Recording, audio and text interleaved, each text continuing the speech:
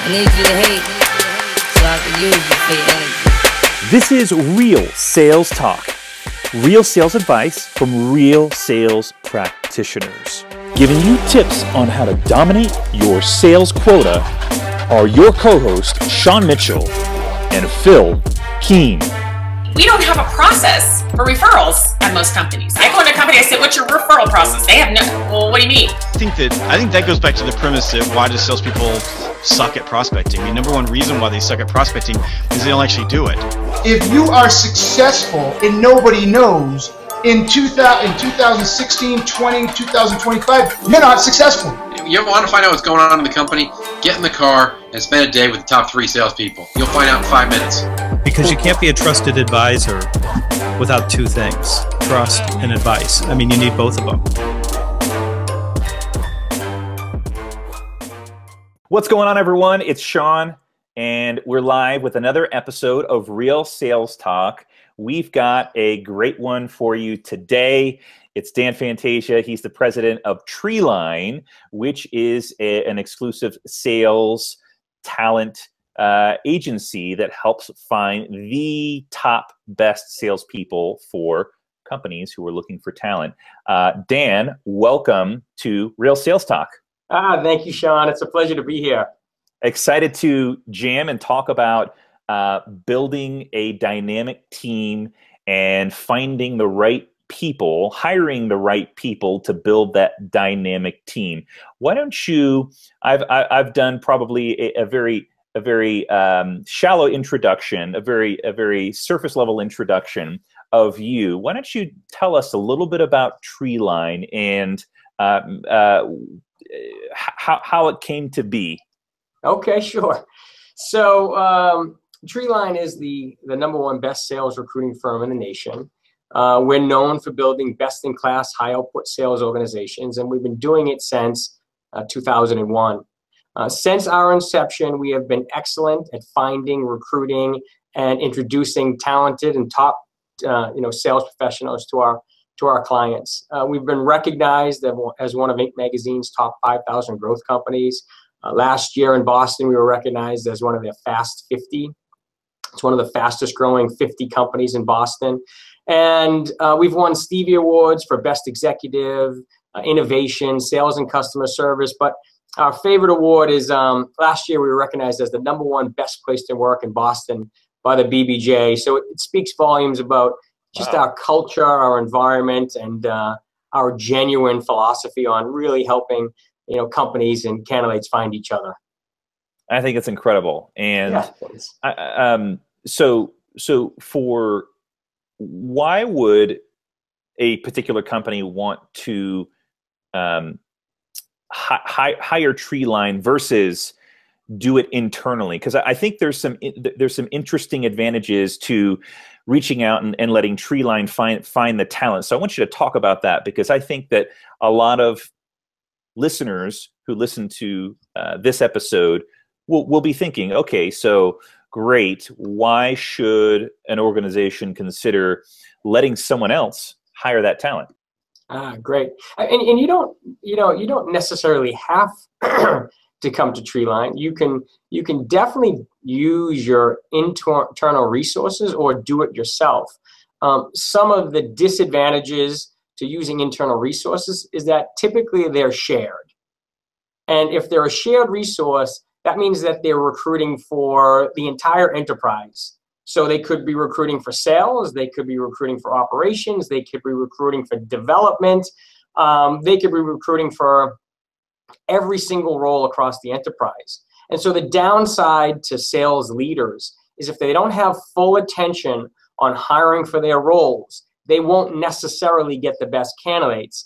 And the reason why that's a huge challenge, especially for growing organizations, is if you want to grow revenue, you want to make sure that the biggest priority is to find top sales talent.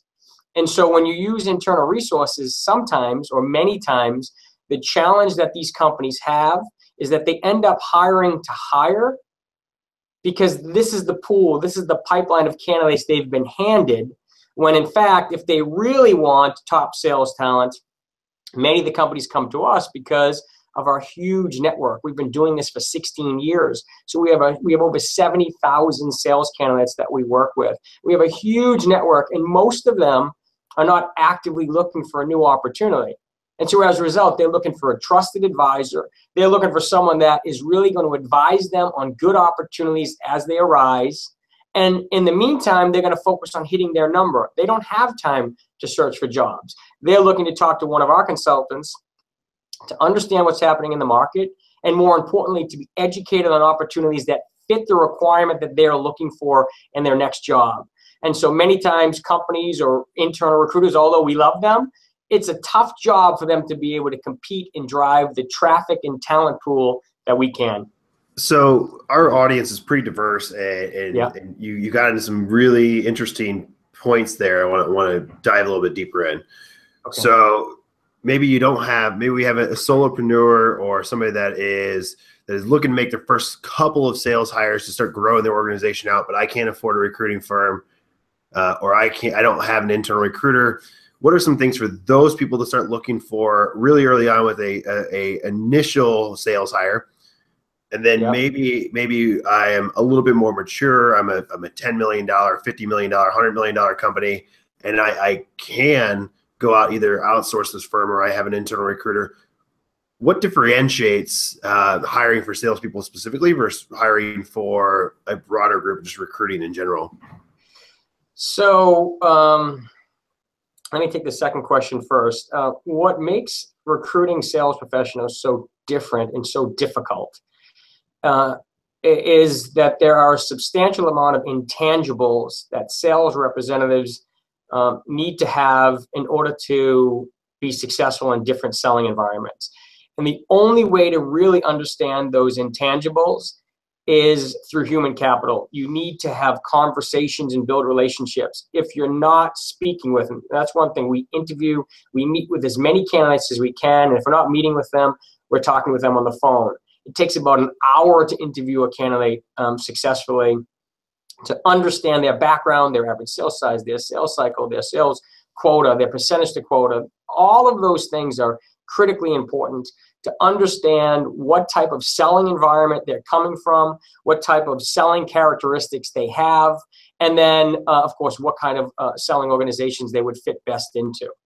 And so understanding all of that is going to be critical for companies, especially small or large companies. But if you're a single entrepreneur that's kicking off and launching a company and you're looking to grow revenue, I usually try to consult with those individuals before we ever kick off a search, because many times it is very helpful to educate them on the market and what type of salesperson might fit best in their environment. And so then we start to talk through what type of selling environment they have, because in many cases, as a single entrepreneur or a single individual or the CEO that's selling, they know how to do it very well, but they haven't tracked their metrics. They don't really know what their sales model is. They just know that they know how to do it. They know how to do it well, and they're successful. And now they want to duplicate their efforts and themselves to find the same type of success.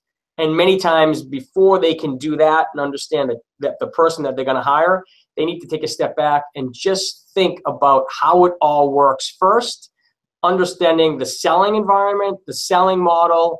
And then once we have that understood, then we can lead them in the right direction to finding candidates that have the same characteristics as their selling environment.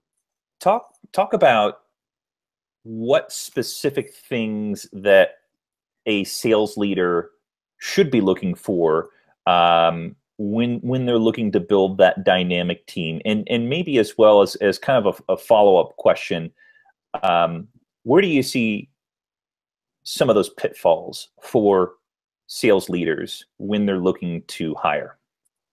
Okay. So, well, some of the pitfalls, the biggest challenge, I think, is that most companies they never see a strong enough pipeline of candidates. So although some leaders may think they know what they want, the ones that are the most open-minded to understanding the job market and the candidate pool typically do the best, because they become the most educated on what's out there, what these candidates look like, what they cost, and as a result, it's incredibly important for them to see a large pipeline of candidates so they understand who fits and who doesn't. And many times that is a really great process, and it's wonderful for educating them on what's going on in the market. Your first question was, just repeat that again, Sean. What are some of the things that a sales leader should be looking for when building an amazing team, a dynamic team? All right. I mean, there's a lot of variables there. That's a big question to answer, because every sales environment is so different. If we're talking about a BDR team or inside sales team, it's different than hiring for your enterprise team. And there's many reasons for that. But if you're looking to build out a large team, let's call it an inside sales team, some of the things that you're looking for, depending on how complex your sale is and how long the sales cycle and sales size is, and of course what the difficulty is in regards to connecting with your audience, it's important to know a few things. One, for that inside sales rep, you're going to want grit. It's something we talk about. Again, it's one of those intangibles. You're going to want grit. You're going to want someone that is resilient, is positively charged, is hungry, is hardworking, and is a go-getter. So you're definitely going to want grit. You're also going to want to understand a little bit about their work ethic and their competitive nature. Work ethic is going to be huge when it comes to sales, because, as you know, you're going to have to work really hard to find great success as a sales leader. And so work ethic is critical. And then a competitive attitude. You really want to hire sales athletes that know how to compete, that want to learn, that want to win, and also have the aptitude to learn. Learn in your selling environment. I think that the natural place that my mind goes then is, how do you identify those people? Because it can be challenging to ask the right questions when in an interview and get the right responses and know that they're not just, saying the things that you want to hear, or doing the things that you want them to do. How do you really get that honest insight into whether they are, I like that phrase, a sales athlete? How do you get that insight? Yeah, one of the things that we do here is, whether it be hiring for our company or for others, one of the first things I say to a candidate is, I'm not looking to be sold, and I'm not going to sell you right now. I just want to make sure that this is a good fit for both parties, and the only way to do that is to shoot you straight, ask me any questions you'd like, and then I'd appreciate the same type of honesty and open dialogue. And so I try to set that type of expectation early on and make sure that we're both trying to figure out if this is a good fit for each other or not. And then what I do is, many times, again, it's about the intangibles. So what I'm looking for is the story. Where did they go to college? How did they get their education? What was their GPA? Did they work full time while hustling to get this through? And then did they walk onto the baseball team or the swimming team, or what did they accomplish? And a lot of times, candidates don't write this on their resume, right? You have to, in order to recruit successfully in the sales market, you need to do the heavy lifting and talk to every single person, because you need to understand their story in order to understand what their capabilities are as a sales rep. I ask how many kids are in their family. Were they the youngest? Did they have to fight for it? Were they competitive? How did they win? What did they do right out of college? Or maybe they're just leaving college. All of those personality traits I'm trying to uncover to figure out who I have in front of me, and to understand their motivations and their personality. And by understanding that foundation, it gives much more credibility to what they've done later on in their career. And so that's one thing that we typically do here at Treeline. I think it's interesting that we start talking salespeople versus athletes, and there's actually a story. There's a gentleman named PJ Fleck, who is the head coach of Western Michigan, just got hired by Minnesota and built the Western Michigan program, just turned it into a top 25 team, and then now he's obviously moved on. But his whole thing, he asked right before he finally extends the offer for scholarship is, tell me your story. Yeah. If the person comes in and says, I like football and I think I want to play at Western Michigan, or now it's going to be Minnesota, he's like, you're not a fit to be a part of my team. And it's kind of things he's looking for. He wants to know that person, what you're saying. It's they had the struggle, they fought for it, they've had a job, they put the work in, they grounded it out, they were grinding it out. Like there's a lot of similarities between athletes and salespeople, but it's even just hearing that story of what you're saying, it's very similar to what I've heard from PJ Fleck and some of the things he's done out their world. Yeah. So it's interesting.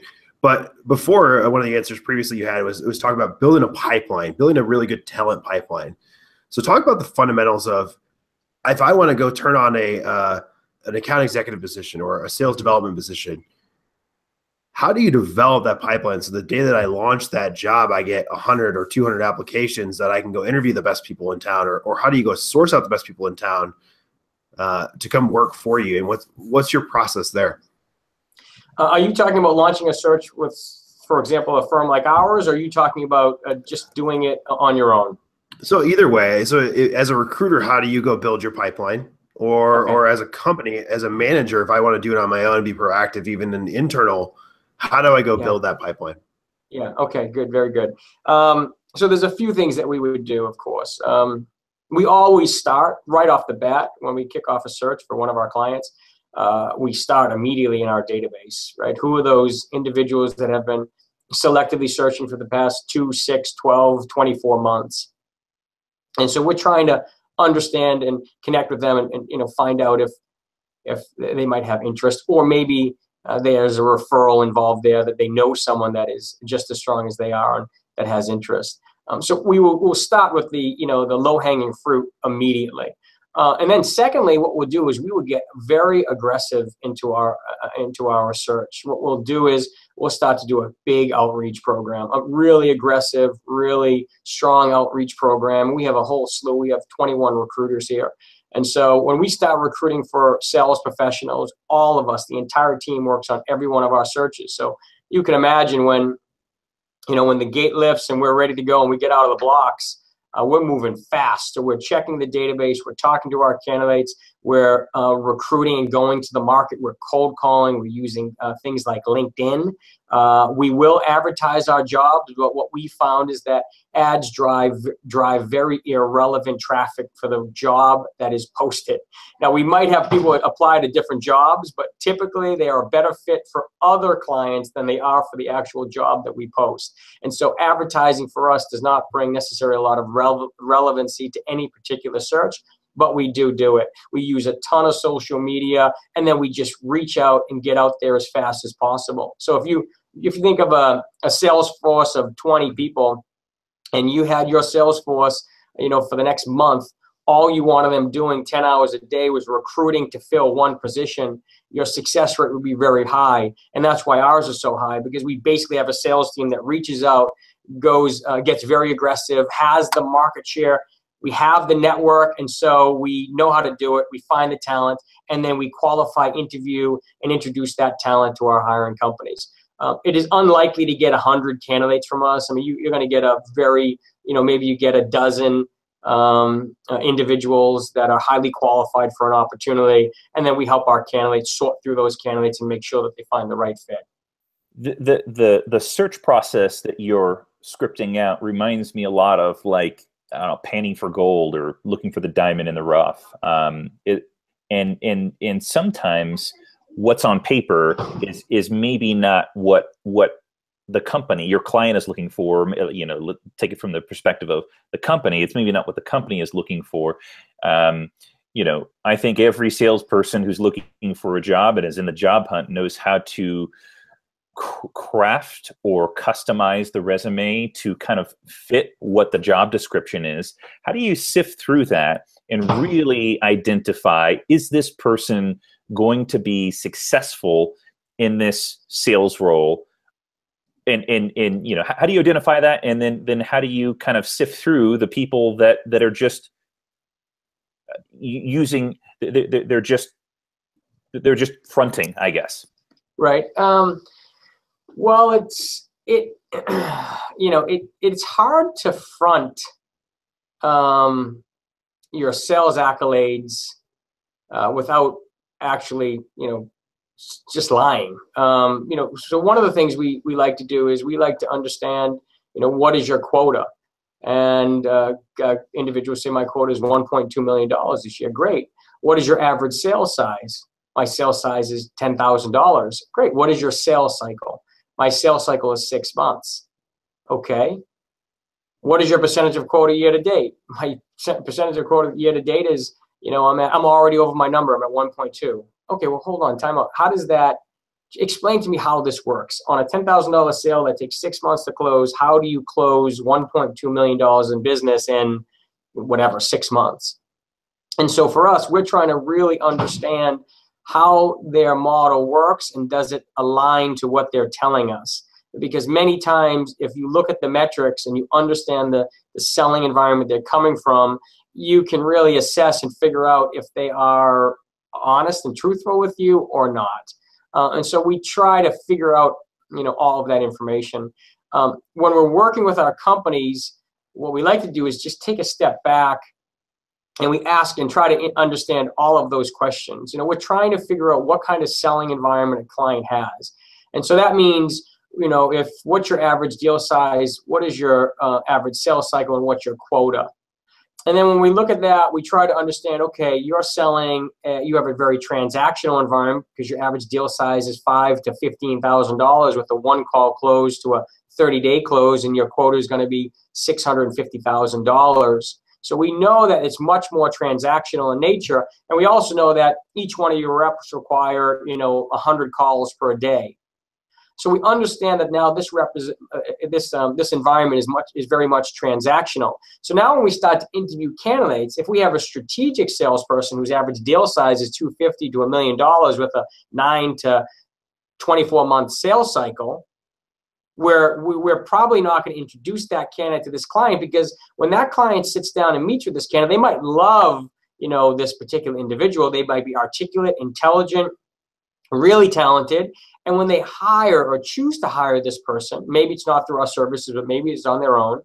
When that candidate quits or is fired in 6 months, they're not sure what happened. They thought they hired the perfect person for the organization, but the selling characteristics don't align with the selling environment. And so now you have this strategic individual trying to keep up with the metrics of a transactional organization, and they just can't. And so they fail. So they get fired, or they quit.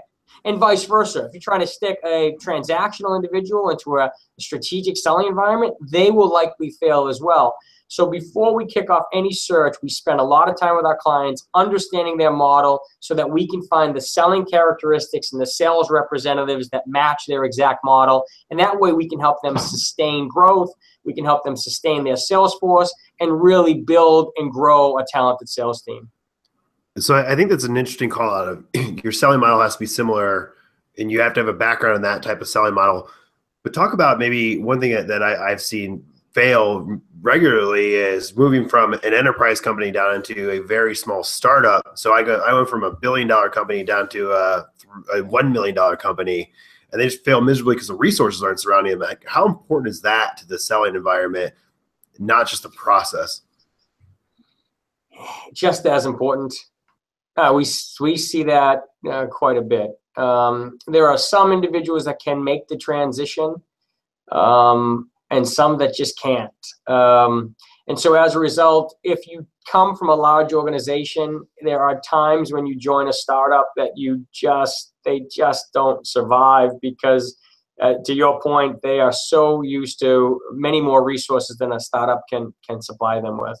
And so that does tend to be a challenge and does tend to fail. It just happens. How do you keep in touch with sales reps that you place jobs for? In that instance where, let's say, you do have someone who has outgrown their position, you've placed them there, they've done well, and they've outgrown it, and maybe need to graduate a little bit and go from startup, early to mid-stage startup to like an enterprise company, how do you continue that relationship with them? I'm actually really curious to know this, because I'm sure that a big part of your success is keeping in touch with these people, your successful sales reps that you place over a long period of time. Yeah, I think we've built a wonderful brand. We're a very genuine company, and maybe naive at times, because we're really nice people. So with those individuals, we don't directly recruit out of our client companies. If a person were to call me, the first thing I would recommend is that they stay and try to move up internally, only because that's the best advice. That if you're going to move into an enterprise role, your best shot is to do it internally with your current company. Now, if there's other reasons why, and maybe it's just patience. What I found is that sales representatives that stay in their current position in their companies, they grow, and if they're happy, they'll continue to grow. The money will follow. They can sustain a healthy career, and they'll be happy. For those that are constantly jumping around looking for the next best opportunity, they don't tend to succeed. So if someone was to call me and say, Dan, I just need the next step, my recommendation to them would be, is there an opportunity there? Have you talked to your manager? How much have you discussed with the company? And how do you get into that role where you are? Because if you do leave, you may have to find a position exactly the same as the one you have now in order to excel and to grow in the next company, because you just don't know the technology. You don't know what they're selling. There is a ramp up. There is time involved. And unfortunately, it's just going to take time for you to get there. Are you sure it's something that you want to do, and do you want to leave? And so typically we'd recommend that if they can do it internally and they spend all this time looking for the right fit and they found it, try to find it internally and make it success. If there's no way it's going to happen, or if they're unhappy because of their manager or other issues or other challenges, then they may have no other choice but to consider new options. So I guess let's talk about all right, so it's not a fit, the manager's not the right fit, the company's not the right fit. What are some triggers that you should be watching if you're a seller to know when it's time to maybe take your next step? Like what's some more specifics that you can push out there? Yeah, I think there's a few things. I think a lot of it has to do with the company performance. Yes, about the opportunity, but the opportunity is going to be driven by how well the company's doing. If you find that the company is failing or no longer continuing to grow, then you might have to start considering other options. Otherwise, if the company's in growth mode, there is going to be opportunity. If you are if you're never seen as that person that is going to take the next step or be promoted into that opportunity, then you're probably better off with some open dialogue and talking to your manager about what you're doing wrong and why aren't you considered for those roles. But otherwise, if a company's growing, it's not a bad thing to stay with them. If they're failing, or if they're not growing, if you see that there's issues, especially at the highest level in the organization, and there is no opportunity for growth, then that's when I would reach out and start looking at new options. I wonder if you apply this sort of rigor that you have for looking for sales talent, I bet that you apply the same rigor to clients as well. Like, do you have as thorough of a process for finding and accepting clients? And if you do, I mean, it would seem like you'd be very particular about turning away companies that you feel like would not be a good fit for Treeline. Yeah, you are correct. What we're looking for is we're looking for a strong partnership, because when we kick off a search, we work tirelessly to find the right candidates. So when we're working that hard, and it could be, we might have to talk to 100 people to send our client one. It all depends on the specific search. But we're looking for a partnership. We want a client that is engaged, that's communicating with us as we're introducing them to candidates. We want feedback to know if we're on track or if we're off track. We don't want to waste their time. We don't want to waste our candidates' time. So for us, it's very important to find the right partners to work with when we're searching for good talent. Additionally, we want to know if they have high turnover or not. We really don't want to engage with companies that have high turnover, because when I'm working with a candidate and I'm disrupting their career and I'm highly recommending an opportunity, and they go to that opportunity to find out that they're there for 3 to 6 months, that just makes us look bad. That makes our organization look bad. I mean, it just doesn't work. It's a horrible, horrible feeling. And so for us, it's not as much about the placement as about making the right placement. So making sure that the candidate understands the company, what's good and bad about it, and the company understands the candidate, and making a good fit. If it's not a good fit, I just as well tell the company to keep searching, or I would do the same with the candidate, because later on down the road, it's just, you feel absolutely horrible.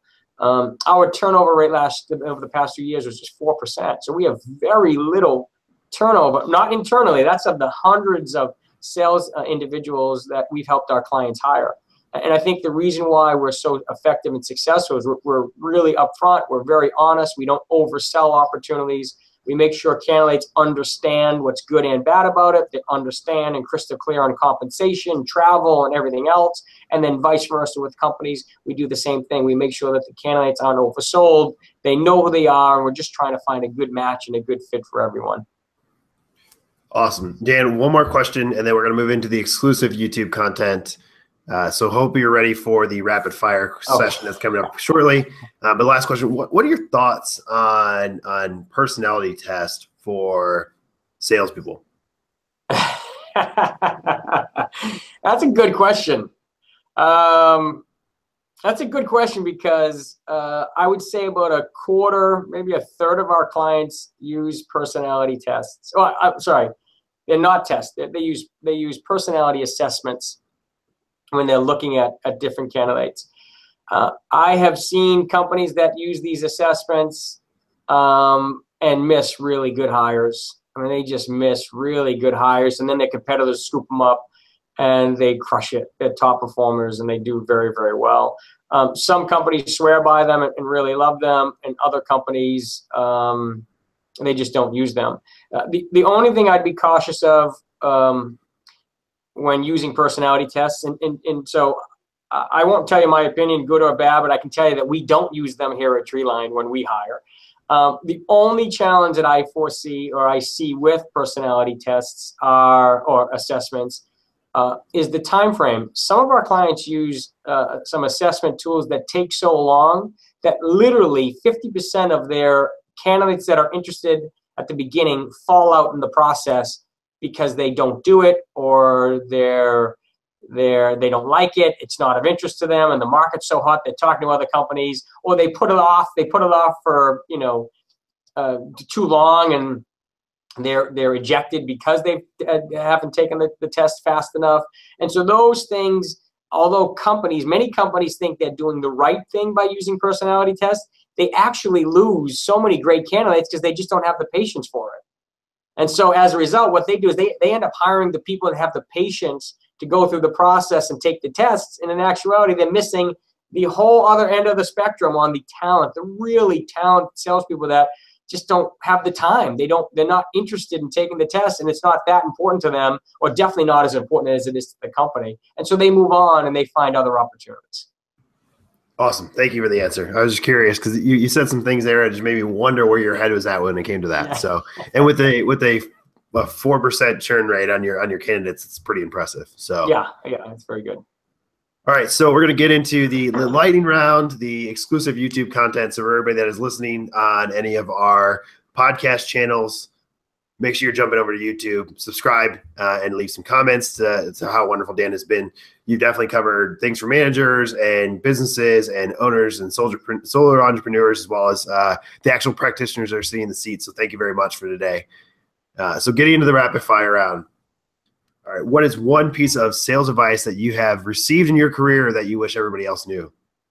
Oh, that's very good. One piece of information, some advice. I would say the biggest piece of advice I was given was belief. To believe in yourself and what you're selling. You have to believe. I used to say to myself every day when I woke up, I still do. I say to myself every day, today's going to be the best day of my life. And then there was a time when I used to get in the car and I used to say to myself, I am going to be the #1 sales representative in this company every day on the way to work and on the way home. And it was just a belief system, by the way, which took me a while to digest and to get there. So I think belief. Awesome answer. Second question. What do you think is going to happen in the future of selling when it comes to technology and AI and all the things that are happening? How is it going to evolve the sales world? I think no matter what you need, if you're in sales, you have to have, there has to be connections. You have to be speaking, communicating, connecting with people personally on a personal level. I think that I think technology is always helpful. I remember when I got into this business, we thought the job boards were going to crush this industry, and it hasn't, and it's almost impossible too, because even though we've built technology ourselves and we own our own software, in the end, you still need human interaction when it comes to sales, when it comes to recruiting. People need to meet people, talk to people, and it's the only way you can really understand and be successful in selling. Awesome. I agree with you. Moving on to the last question. What is the book that all salespeople should have in their bag as they start to sit down and interview that they should be actively reading today? Oh, well, there's one book that everyone has to read here in our organization. And there's a couple of them, but one of them is How to Win Friends and Influence People. It's an old one, but it gives you a good foundation of treating people with decency and understanding their own selfish motivations before you understand your own. And so that's one that I'd highly recommend. Awesome. Great recommendation for a book. So anybody who has not read How to Win Friends and Influence People, definitely go out and pick that one up. All right, great. It was a pleasure to have you on the show. So if we want to hire the services of Treeline, or we just want to get in touch with you, Dan, how do we do that? Feel free to visit our website, which is treeline-inc.com, or call me directly. And my number is 781-876-8102. I'm happy to take any calls. I'm working as hard as anyone else here in our organization. Awesome. I absolutely love it. You have been a pleasure to have on the show. We hopefully have you back one day and finish the conversation, go even deeper. So, Sean, do you have anything else to add? That's it. It's been awesome. Really appreciate it, Dan. Thanks, guys. You guys are great. Really great. I appreciate all the time today. It's been a lot of fun. Likewise. All right. Talk to you soon. Until next time, Real Sales Talk family. We will see you soon. Bye-bye.